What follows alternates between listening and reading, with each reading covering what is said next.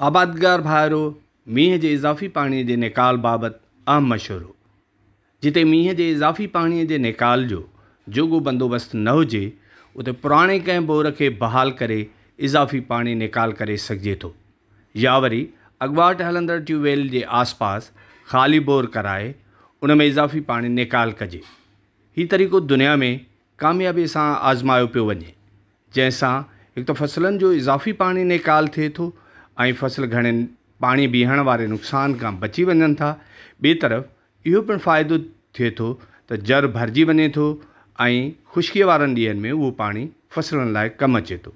Bore में पाणी निकाल करणु वक़्तु फसल वारे पासे खां ॼारीन मां कपिड़ो हणिजे त जीअं गंदु किचिरो ऐं जीत जणिया बोर में न वञी सघनि। वधीक ज़रूरी मशवरनि लाइ असांजी आबादगार हेल्पलाइन 3-111-646-111 ते राब्तो करियो। पारां डायरेक्टोरेट ज़रई इत्तलात ऐं ICT ज़रई तोसी मर्कज़, डायरेक्टोरेट जनरल ज़रई तोसी ज़राअत खातो, हुकूमत सिंध।